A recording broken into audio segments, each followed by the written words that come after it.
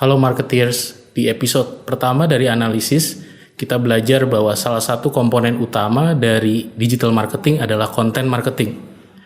Nah, sekarang kita ingin tahu sebetulnya bagaimana cara kita menjalankan content marketing. Saat ini banyak referensi untuk content marketing itu fokus pada hal-hal teknis, seperti memilih copywriting, memilih caption, atau memilih visual yang ingin digunakan untuk menyampaikan konten. Tapi bagaimana sebetulnya aspek-aspek strategis dari konten marketing itu sendiri? Saya Iwan Setiawan dan ini adalah analisis.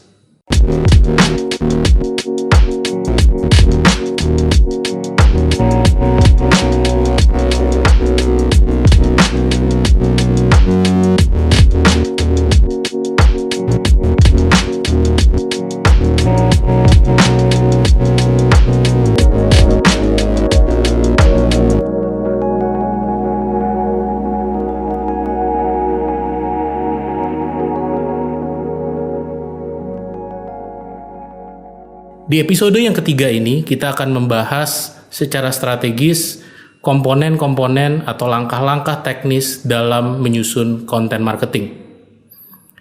Ada 3 langkah besar yang harus kita lakukan ketika kita ingin mendesain sebuah konten marketing.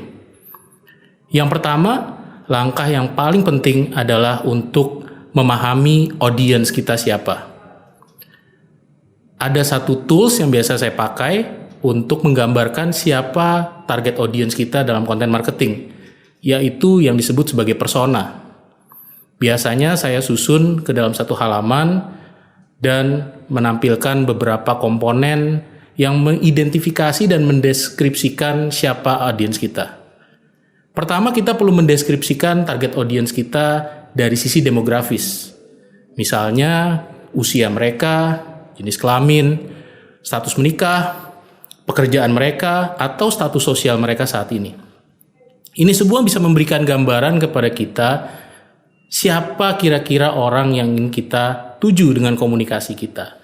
Dengan adanya profil demografis, kita bisa membayangkan kira-kira siapa ya teman saya atau kenalan saya yang profilnya cocok dengan profil target konten ini. Sehingga saya bisa mengetahui dengan persis kira-kira angle komunikasi saya harusnya seperti apa.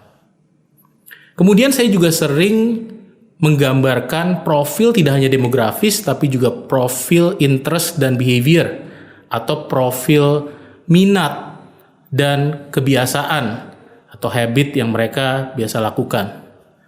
Misalnya, personality-nya mereka seperti apa sih? Apakah orang-orang yang cenderung riang, cenderung serius? Apakah mereka orang-orang yang punya hobi memasak misalnya, atau hobi adventure, atau hobi otomotif, dan sebagainya. Kemudian saya juga melihat apakah mereka cukup paham teknologi, apakah mereka gaptek atau justru sangat melek dalam menggunakan gadget dan lain-lain. Saya juga seringkali melihat apa sih tujuan hidup mereka, apakah mereka itu karakter yang achiever, ingin sukses, mengejar mimpi, menjadi orang yang berhasil, ataukah mereka orang yang idealis, tidak perlu kaya, yang penting hidupnya jujur dan sesuai dengan jalan yang tepat. Ataukah mereka sebetulnya adalah orang-orang yang experiencer, yang senang mengexperience atau merasakan pengalaman-pengalaman yang menarik dalam hidup mereka. Ini semua saya sebut sebagai profil interest dan behavior. Yang ketiga, bagian yang tidak kalah penting dalam persona adalah perjalanan mereka dalam mengkonsumsi konten. Saya sebut sebagai key touch point. Media apa yang mereka gunakan untuk mengkonsumsi konten? Apakah mereka menggunakan YouTube? Apakah mereka menggunakan Instagram, TikTok, dan sebagainya? Apakah mereka juga menggunakan channel-channel tertentu yang di luar digital? Apakah mereka sering melihat pesan-pesan di billboard? Apakah mereka sering menonton TV, dan sebagainya? Ini semua kita sebut sebagai potret key touch point. Jadi ada 3 elemen dalam persona. Aspek demografisnya, aspek interest dan behaviornya, serta aspek key touch point-nya. Ini adalah langkah pertama dari content marketing. Menentukan dan mendeskripsikan secara detail siapa target audience kita. Begitu ini beres, baru kita bisa masuk ke langkah berikutnya atau langkah kedua. Di langkah kedua ini, kita berbicara tentang penentuan tema konten itu sendiri. Sebuah brand, sebuah merek yang kita miliki, ketika kita ingin kaitkan dengan sebuah konten, maka kita harus menentukan tema yang ada relevansinya dengan positioning dari brand kita. Tetapi di sisi lain juga menarik untuk disimak oleh target audience kita. Perbedaan yang sangat mencolok dari konten marketing dibandingkan dengan advertising adalah seringkali di advertising kita berfokus pada produk, kita berfokus pada kekuatan dari brand kita yang ingin kita komunikasikan keluar. Seringkali kekuatan dari brand itu bukan sesuatu yang dianggap penting untuk didengar oleh audiens. Sehingga kadang-kadang ada misalignment. Kita ingin menyampaikan pesan tertentu, ternyata audiens tidak mau dengar. Sehingga mereka akan skip iklan tersebut, mereka akan pindah channel apabila sedang menonton di TV, dan seterusnya. Di konten marketing, pendekatannya berbeda. Di konten marketing, kita mencari tahu dulu apa yang ingin mereka dengar, atau apa yang kira-kira akan menarik perhatian mereka. Kemudian baru kita balik, baru kita menciptakan sebuah konten yang menjawab minat tersebut, tetapi sekaligus ada transisi menuju pengenalan terhadap merek kita. Jadi di sisi lain kita menyenangkan dulu apa yang ingin dialami atau apa yang ingin didengar oleh audiens kita, kemudian sambil kita menyelipkan pesan-pesan merek kita di dalam konten tersebut. Inilah angle konten marketing yang sangat berbeda dengan angle advertising biasa yang kita kenal. Karena itu ketika kita masuk ke langkah yang kedua, tentang menentukan tema konten, kita sekarang berpikir kira-kira apa konten-konten yang menarik untuk didengar, tetapi punya relevansi dengan brand kita. Ada 4 cara untuk mengkomunikasikan sebuah brand. Yang pertama adalah menggambarkan brand secara simbolis. Yang pertama ini, brand diposisikan sebagai sebuah simbol, entah sebagai simbol visual, atau biasa saya sebut sebagai visual imageries, atau menggambarkan sebagai sebuah heritage, atau sebuah tradisi yang terkait dengan sebuah brand. Apabila brand itu adalah brand yang sudah lama ada di market, punya tradisi tertentu, maka angle-nya harusnya menampilkan heritage tersebut. Apabila brand ini relatif baru, maka biasanya menggambarkannya lewat visual imageries atau analogi-analogi visual. Yang kedua adalah menggambarkan brand sebagai orang atau brand as a person, di mana brand ini dikaitkan pada sebuah karakter personality tertentu. Biasanya secara prakteknya itu menggunakan brand ambassador atau talent atau influencer atau bisa disebut juga sebagai key opinion leaders yang kira-kira paling dekat karakter personality-nya dengan karakter merek kita. Angle komunikasi atau tema yang bisa dipilih apabila kita ingin memposisikan brand as a person adalah angle personality tertentu. Sifat-sifat orang yang kita ingin lekatkan atau asosiasikan dengan merek kita. Atau misalnya hubungan-hubungan tertentu yang dimiliki oleh orang ini terhadap orang-orang lain. Atau kita sebut sebagai customer relationship. Ada pendekatan ketiga, yaitu memposisikan merek sebagai sebuah produk. Di mana di sini pendekatannya sangat hard selling. Artinya kita langsung mengkomunikasikan konten yang berhubungan langsung dengan atribut produk, pemanfaatan produk atau penggunaannya, kualitasnya, atau karakter usernya. Siapa yang sebetulnya menggunakan produk ini. Dan terakhir, pendekatan keempat adalah brand as organization. Brand itu tidak hanya sempit di sisi produk, tapi brand itu juga bisa dianggap sebagai sebuah organisasi yang punya kultur tertentu, punya atribut-atribut organisasi tertentu, atau punya kaitan lain yang jauh lebih luas yang kita sebut sebagai externalities. Misalnya, merek punya social impact untuk masyarakat sekitarnya. Melalui aktivitas-aktivitas sosial, maka mereka bisa mengambil angle impact sosial tersebut di dalam komunikasi konten marketingnya mereka. Saya ingin menggambarkan 4 pendekatan pemilihan konten tadi dengan sebuah contoh dari Tesla.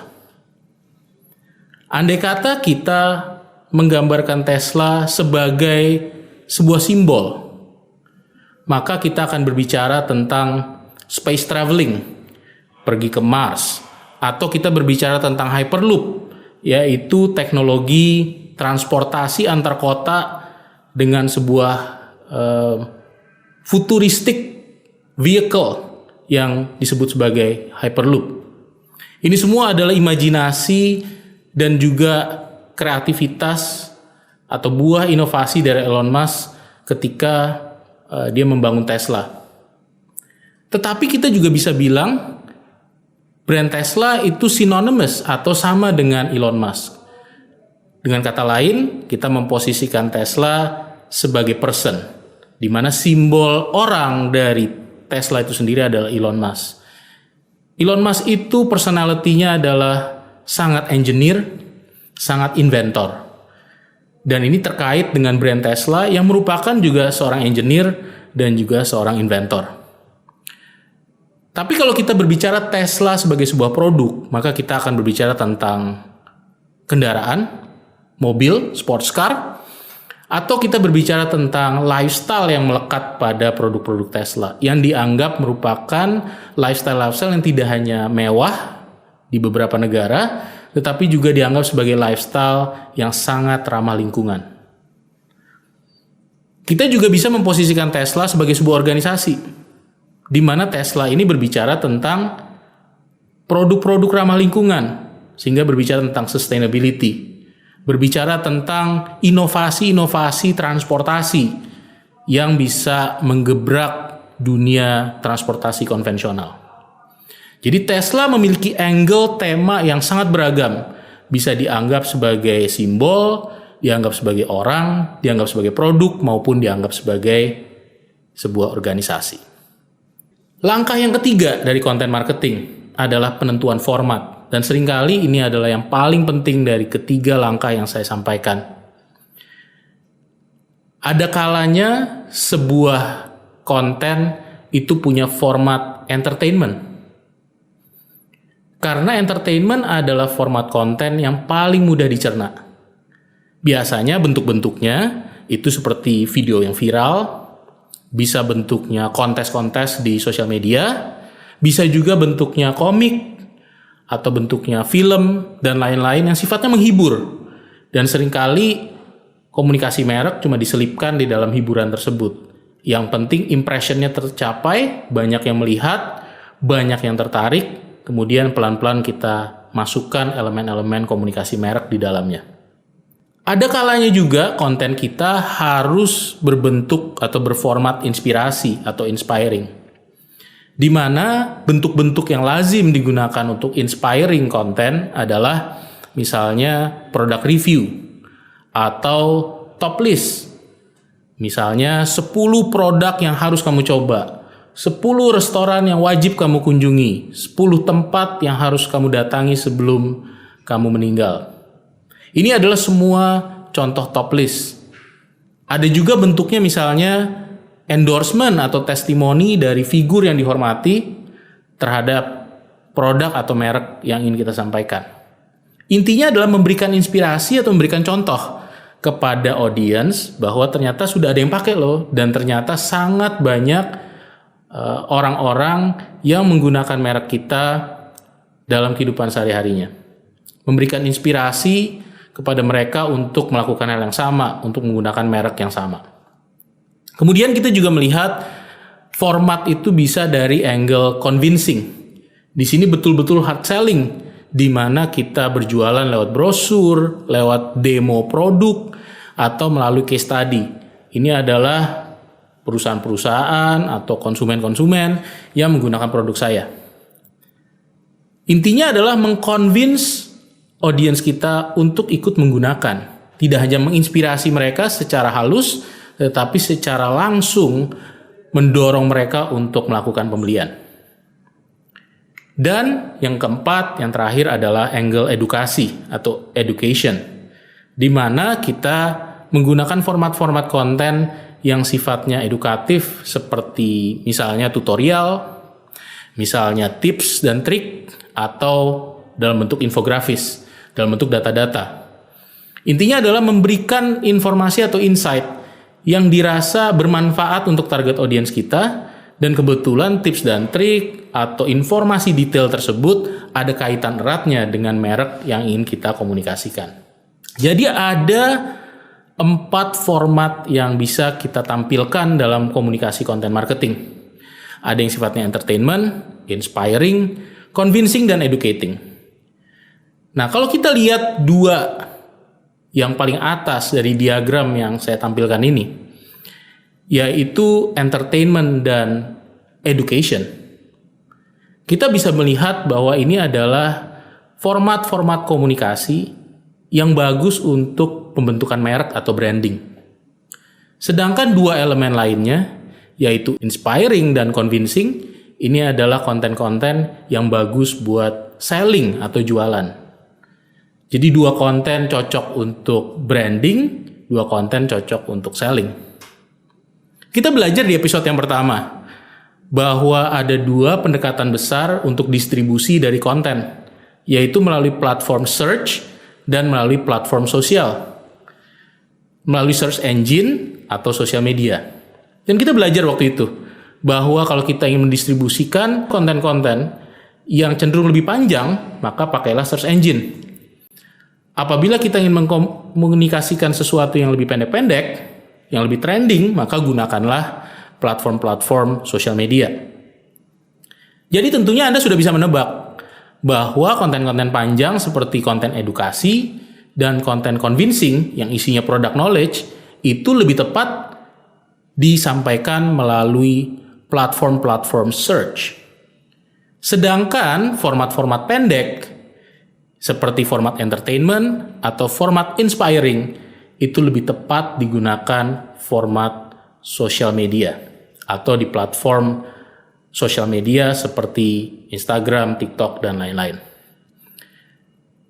Jadi kalau kita bicara tentang menciptakan konten, memasak sebuah masakan, sifatnya tutorial atau konten edukatif, maka sudah pasti kita akan menggunakan platform semacam YouTube.